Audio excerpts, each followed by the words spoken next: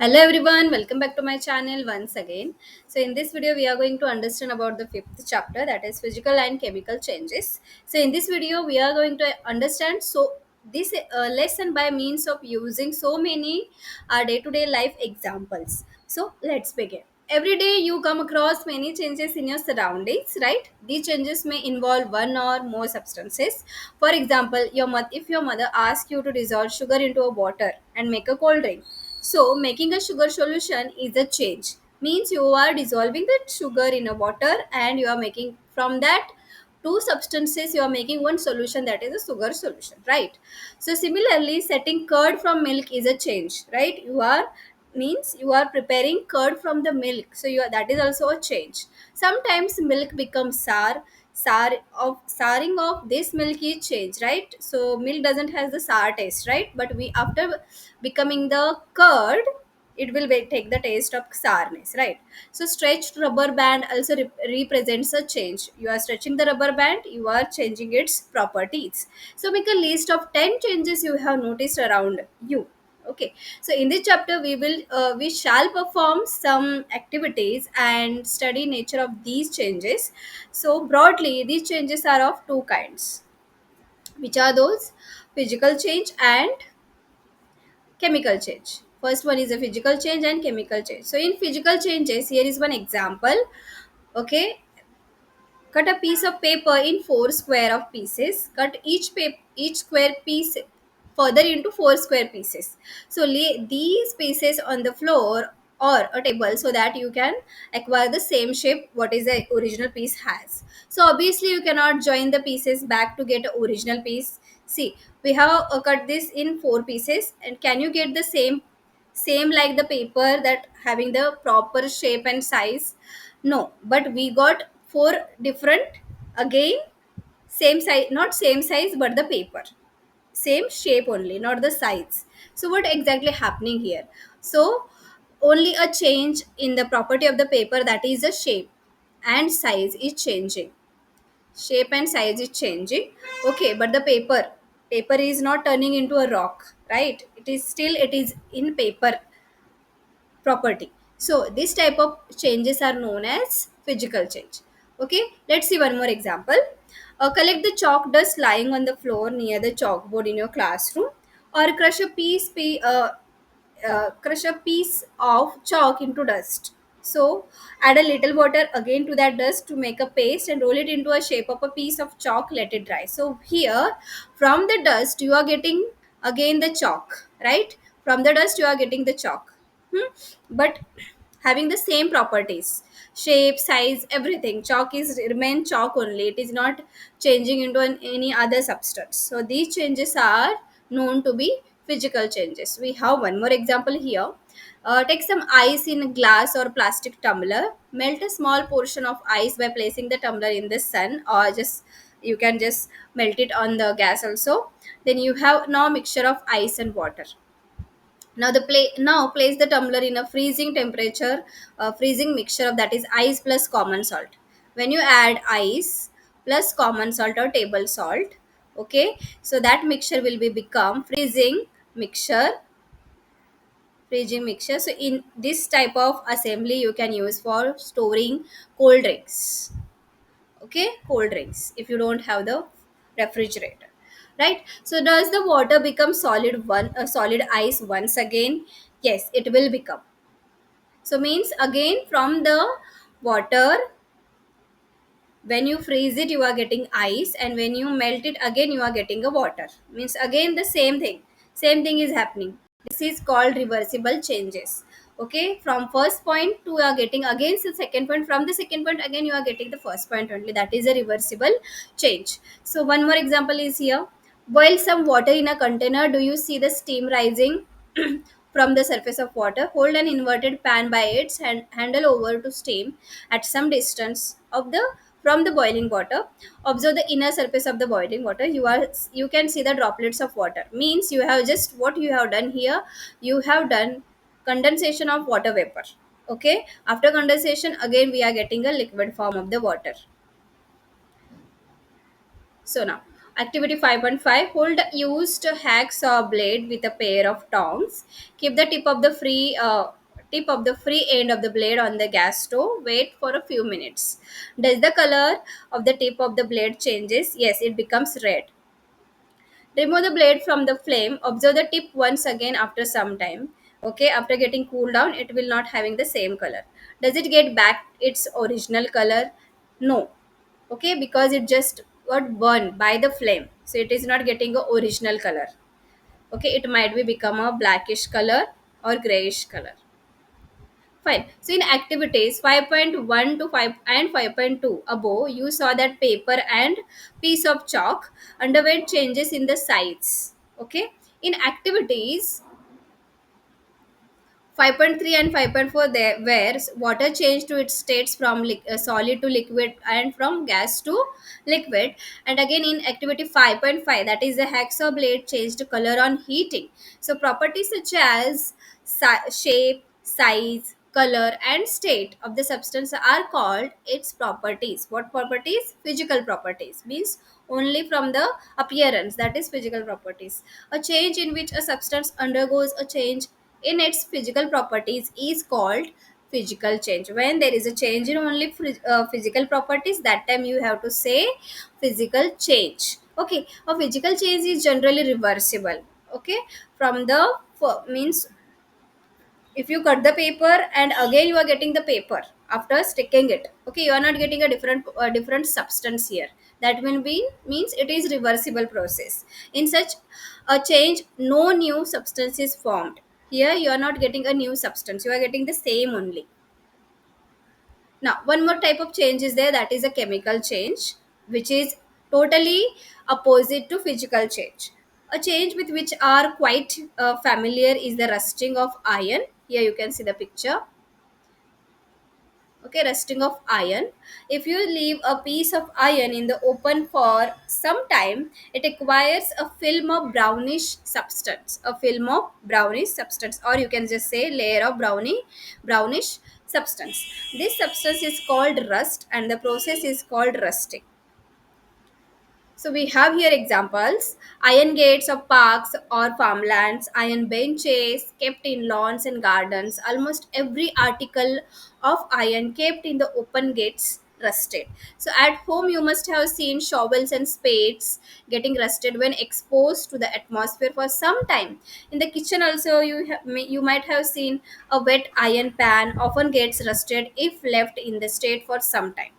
Rust is not iron. Remember this. Rust is not iron. Rust is a different substance we are getting. It is different from the iron on which it gets deposited. Let us consider few more changes where we get new substances. Get a small piece of thin strip of ribbon of magnesium. Okay, ribbon of magnesium. Clean its tip with sandpaper. Bring the tip near a candle flame. It burns with a brilliant white light. When it is completely burnt, it leaves behind a powdery ash. So here is a new substance we got. So does the ash look like the magnesium ribbon? No. The change can be represented. The change can be represented by the following equation. So magnesium plus oxygen, that is O2, which gives rise to magnesium oxide, that is MgO. Okay, so the equation here are the different from the from those in mathematics, that is a different form. In equations of this kind, the arrow implies, that is becomes. No attempt should be made to balance chemical equations at this stage. We cannot balance this because it is still going on the reaction. So collect the ash and mix it with a small amount of water. Stir the mixture aqueous solution well. Taste the mixture with blue and red litmus paper. We have already learnt about the litmus papers, how they react on the acids and bases. Now, does the mixture turn red litmus blue? Does the mixture turn blue litmus red? Yes. On the basis of this test, how do you classify the aqueous solution, acidic or basic? Yes, we can classify. So on dissolving the ash in water, it forms a new substance. This change can be written in the form of magnesium oxide. Okay, magnesium oxide plus water, means this is a powdery ash we are just dissolving in the water and we are getting magnesium hydroxide, which is MgOH. MgOH twice. So as you have already learned in chapter number 4, that is magnesium hydroxide is a base, right? So magnesium oxide is a new substance formed on burning magnesium. Hydroxide is another new substance formed by mixing magnesium oxide with water. Okay, so it means the magnesium hydroxide is a base. Now, one more activity. Dissolve about a teaspoonful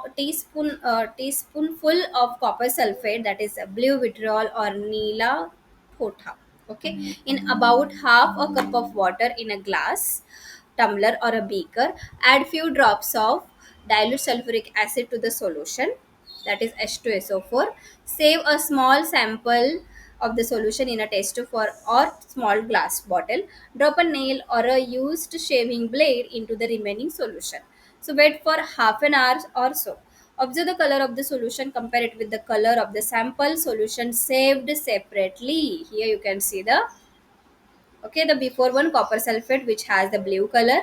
After putting the after putting the at blade, okay, we are getting iron sulfate which is having the green color. So totally different substance we are getting, so means it is a chemical change. Okay. Huh. So do you see any change in the color of the solution? Yes, blue turns into green. Take out the nail or blade. Has it changed in any way? The changes that you notice are due to reaction between copper sulfate and iron. The change color of the solution from blue to green is due to the formation of iron sulfate, that is a new substance. The brown deposit on the iron nail is copper, another new substance. Okay, so means on the blade you will see the copper sulfate crystals. So in another way, that is a new substance, we can write this reaction as copper sulfate solution, that is blue in color, plus iron, it gives rise to, or it becomes iron sulfate solution which is green in color, plus copper brown deposit on the blade. One more activity we have here. Take about a teaspoon full of vinegar in a test tube. Add pinch of baking soda. You can do this at home also. Baking soda to it. You would hear a hissing sound and see bubbles of gas coming out. Pass this gas through freshly prepared lime water as shown in the figure 5.5. This one. This is a reaction. So what happens to the lime water? So the change in the test tube is as follows. Acetic acid, that is a vinegar, plus baking soda, that is sodium hydrogen carbonate. Sodium hydrogen carbonate. Okay, which gives rise to carbon dioxide plus other substances. The reaction between carbon dioxide and lime water is as follows. Carbon dioxide CO2 plus lime water, that is CaOH twice, gives rise to calcium carbonate. Okay, calcium carbonate CaCO3 plus water H2O. When carbon dioxide is passed through lime water, this sentence is important. Okay, when carbon dioxide is passed through the lime water, calcium carbonate is formed which makes lime water milky. The turning of lime water into milky is a standard test of carbon dioxide. It means it is showing the presence of carbon dioxide. Okay, you will use it in chapter number 6 to show that air we breathe out is rich in carbon dioxide. In activities 5.6 and 5.8, you saw that in each change, one or more new substances were formed. In activity 5.6, the ash was a new substance formed when magnesium was burned in air. In activity 5.7, the reaction of copper sulfate with iron produced iron sulfate and copper. So both of these are new substances we are getting. Copper was deposited on the shaving blade of the iron. In activity 5.8, vinegar and baking soda together formed carbon dioxide which turned lime water milky. Can you name the new substance formed in this reaction? Yes, this one. Calcium carbonate. That is a new substance. Okay, so here is a definition for chemical change. A change in which one or more new substances are formed is called chemical change. A chemical change is also called a chemical reaction. Chemical changes are very, very important in our lives. All new substances are formed as a result of chemical changes. For example, digestion of food in our body, that is also a chemical change. Ripening of fruits, fermentation of grapes, etc. happen due to series of chemical changes. A medicine is the end product of a chain of chemical reactions. Useful new materials such as plastics and detergents are produced by chemical reactions. Indeed, every new material is discovered by studying chemical changes. So we have seen that one or more new substances are produced in a chemical change. In addition to new products, the following may accompany a chemical change. So not only we are getting a new substance, but also we are getting so many things with them. So what we are getting, first of all, we will get the heat, the production of heat, then light or any other radiation, that is ultraviolet, or for example, you may be given off or absorb these. Okay, now maybe sound may be produced, then a change in smell may take place or new smell may be given off, a color change may take place, a gas may be formed, right? So let us look at some examples. So you have seen that burning of magnesium ribbon is a chemical change. Then burning of coal, wood, or leaves is also a chemical change. In fact, burning of any substance is a chemical change. Burning is always accompanied by production of heat. Explosion of firework is a chemical change, yes, because in that you are also getting a heat, even the light and the sound. So you know that such an explosion produces heat, light, sound, and unpleasant gases that pollute the atmosphere. That is why you are advised not to play with the fireworks, which are not good for the environment. When food gets spoiled, it produces foul smell, right? That's why we don't eat it, because it is not good for our health. So shall we call this change a chemical change? Yes. You must have noticed that a slice of an apple acquire a brown color if it is not consumed immediately. So if you have not seen this change in color, cut a fresh slice of apple and keep it away for some time. Repeat the same activity with a slice of potato or brinjal. The change of the color in these cases is due to the formation of new substances. Are not these changes chemical changes? Yes, these are. Okay, we are getting a different type of substance on that. That means it is giving the change in the color. That is a chemical change. That's why we have to avoid to eat them. So now, chapter number four. In that chapter number four, you neutralized an acid with a base, right? So is neutralization a chemical change? Yes, because after neutralizing acid plus base, we are getting salt. So totally new substance. So that is a chemical change. So we have here one more important thing to discuss, a protective sheet. You must have heard about the ozone layer, right? In our atmosphere it is present. It protects us from the harmful ultraviolet radiation which comes from the sun. Ozone absorbs this radiation and breaks down to oxygen, right? It is absorbing the ozone and breaks down into oxygen. Now oxygen is different from ozone. Oxygen is, we represent oxygen like this, and ozone we represent like this, O3. So total different, right? It is not the same.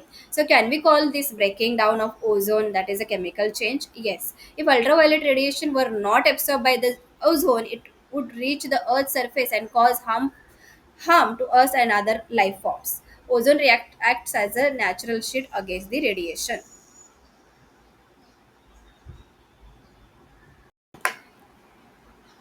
Okay, so let's continue with the rusting of iron.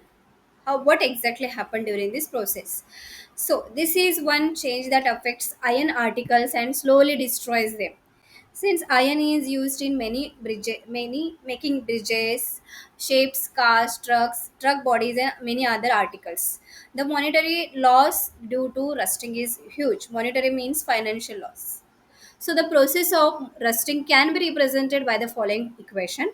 Iron, that is Fe, plus oxygen, that is O2 from the air, plus water H2O, which gives rise to rust, that is iron oxide Fe2O3.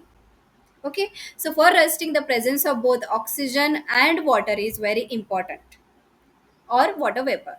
In fact, content if the content of moisture in air is high, which means if it is more humid, rusting becomes faster. So you may have seen during monsoon humidity is more, right? So how do we prevent this rusting? Because we have to prevent it, otherwise so many things or objects from the iron will get destroyed. So by preventing iron particles from coming in contact with the oxygen or water or both, one simple way is to apply a coat of paint or grease. That's why we paint our this one, all the metal objects, right? Even the gates, metal gates, In fact, these coats should be applied regularly to prevent rusting. So another way is to deposit a layer of metal like chromium, and second one is the zinc on iron. So in this way we can prevent rusting of iron. So this process of depositing a layer of zinc on iron is called galvanization. Okay, the process of depositing a layer of zinc on iron is called galvanization. The iron pipes we use in our house to carry water are galvanized to prevent rusting. So you know that ships are made up of iron and part of them remains underwater. So half of the part remains under the water. So on the part above water also water drops keep clinging to the ship's outer surface. So moreover, the water of the sea contains many salts, right? So the salt water makes the process of rust formation faster. So therefore ships suffer a lot of damage from rusting in spite of being painted, so much so that a fraction of ships iron has to be replaced every year. So can you imagine the monetary loss to the world?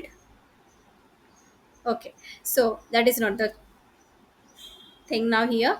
Now, crystallization in class 6th, you have learnt about the salt can be obtained by the evaporation of sea, that is seawater, right? So the salt obtained in this manner is not pure and the shape of its crystals cannot be seen clearly.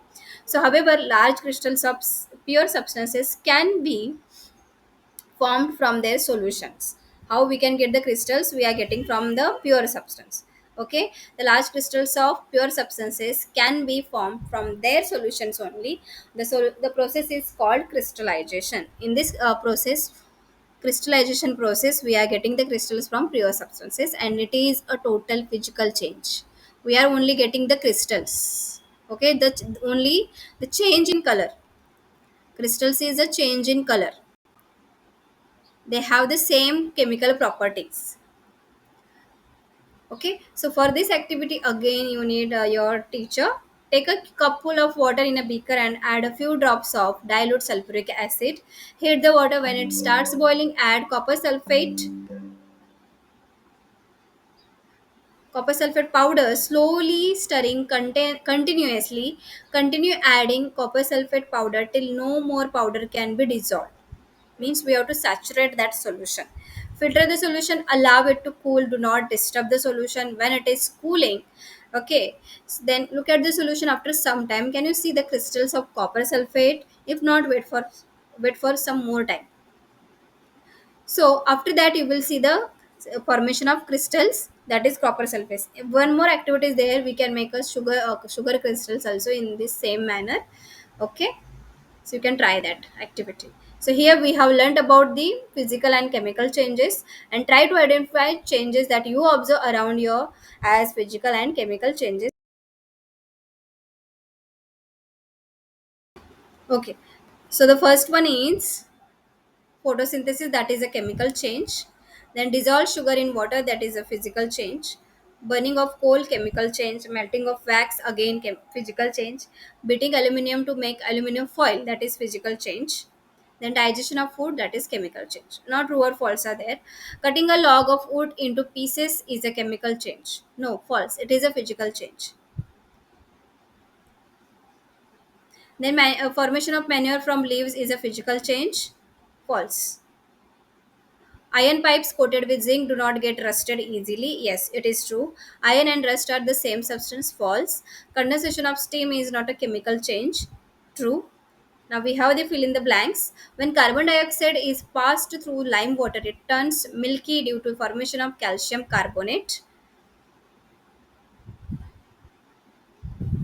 Then second one, the chemical name of baking soda is sodium hydrogen carbonate. Two methods by which rusting of iron can be prevented are painting and greasing, or you can write galvanizing. Changes in which only physical properties of substance change is called physical changes, and changes in which new substances are formed are called chemical changes. Now we have here some other exercises. When baking soda is mixed with lemon juice, bubbles are formed, right? With the evolution of what gas? That is a carbon dioxide gas. So what type of change it is? Here the formation of gas means it is a chemical change. When a candle burns, both physical and chemical changes takes place. Identify these changes.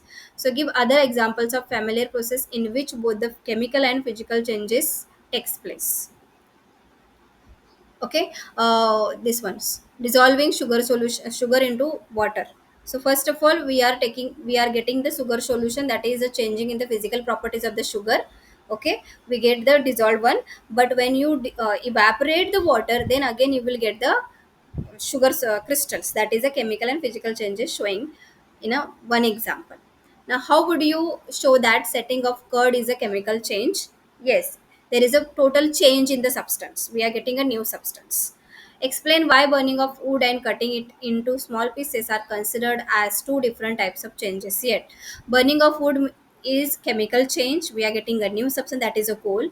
But only the cutting into the small pieces, we are not getting the new substance, we are getting in different size small pieces of the wood. Okay, that is a physical change. Now describe how crystals of copper sulfate are prepared. You just go through this, the process, the activity of the formation of crystals. Okay, you can write it. Next, explain how painting of an iron gate prevents it from rusting. Yes, if you not if you not paint the iron with any other color, okay, okay, with any other color, if you paint it again, you have to paint it for regularly. Otherwise, it will react with the oxygen from the air, even the water vapor, and get into process of rusting. Okay, so explain why rusting of iron object is faster in coastal areas than in deserts. Because in coastal areas, that is coastal means it is near to the oceans or sea, right? So where you can see the most salty water, and the salty water makes the rusting process faster. So the gas we use in kitchen is called liquefied petroleum gas. In the cylinder, it exists as a liquid, right? When it comes out from the cylinder, it becomes a gas. So here, the first liquid turns into the gaseous form, means physical change. Okay, then it burns, means it turns into the chemical change. The following statement pertain to these changes. Choose the correct one. So the process A is chemical change. They are saying no, that was a physical. Then this is also wrong. B is chemical change. Yes, B is the chemical change. Both processes A and B are chemical changes. Wrong. None of these processes is a chemical change. This is only the second one is right. B is a chemical change. Anaerobic bacteria. Anaerobic means in the absence of oxygen. Absence of oxygen. Bacteria digest animal waste and produce biogas. Okay, which shows the change A. The biogas is then burnt as a fuel. Okay, that is a change B. The following statement pertain to these changes. Choose the correct one. Here, when the bacteria digest animal waste, means they are producing the biogas. So that will be a chemical change. The A is a chemical change, right? Then the gas is again burnt as a fuel. That is also a chemical change. So let's see the third option. Both processes A and B are chemical changes. This is the correct answer. Okay, so in this way we have finished this lesson, physical and chemical changes, with the exercises also. If you are watching my videos, thanks for that, and also subscribe my channel for more such videos.